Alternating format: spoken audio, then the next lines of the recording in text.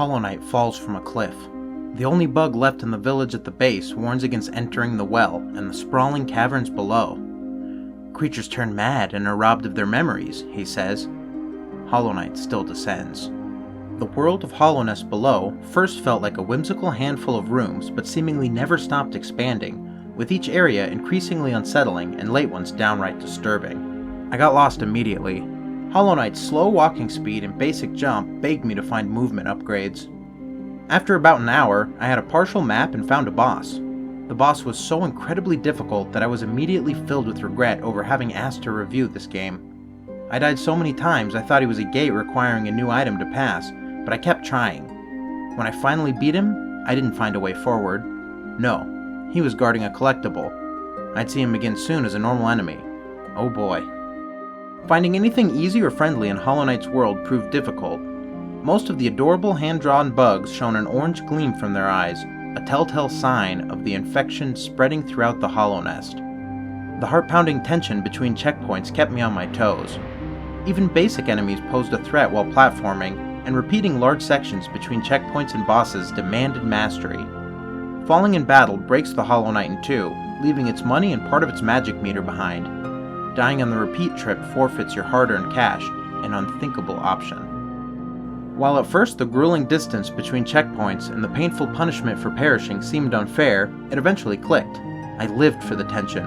I became hardcore. Hollow Knight is not about exploration, I discovered, but about persevering. With enough persistence, I uncovered equipable charms to complement my playstyle, new moves and health upgrades to get me just a little bit farther, and enough practice to overcome almost anything in my way. Hollow Knight starts its journey with a jump, a basic swing of a nail sword, and a slow healing spell. Dashes, double jumps, nail maneuvers, and attack spells hide everywhere, usually behind one of the almost 36 unique bosses. Charms offer a huge variety of upgrades, but extra slots are hard to come by, so I often switched between an exploration build and a boss battle build. Some charms, like the ones that show your location on the map and gather money dropped by enemies, were so essential that removing them felt like trading a part of myself for a better chance at an upcoming battle. Bosses require focus at that point between frustration and fun, the zone. Getting into the zone after a few dozen failed boss fights may be the hardest part of Hollow Knight, but nothing can match the sense of accomplishment after clearing a particularly devastating battle. Each boss has its tells, and each move can be outmaneuvered. I declared small victories if I survived a bit longer than the try before, or attacked twice in an opening in which I had previously landed just one. Some bosses did get to me though. I have "so frustratingly hard that I cannot recommend this game" angrily scrawled in my notes.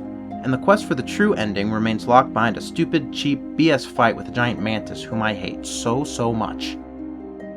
Fortunately, stepping away to fill in gaps in your map is the perfect way to unwind from difficult bosses. Hollow Nest is huge, and a stag beetle subway system can zip Hollow Knight across the map in seconds. Tight platforming and an ever-expanding arsenal of abilities kept me finding new areas, hidden behind tall walls or long gaps. Platforming challenges reminiscent of Mario's red coin sections acted as standout therapeutic sessions. The beautiful diversity of Hollow Nest's areas kept things from getting as bland as the underground setting may imply. Hollow Knight's cryptic lore doled out in pieces leads me to believe I saved Hollow Nest in my ending, but an after-credits screen shows a 73% completion in 27 hours of play. I may have finished, but I'm far from done. I still have tons of upgrades, optional bosses, a true ending, and a mantis to overcome, and I'm itching to jump back in.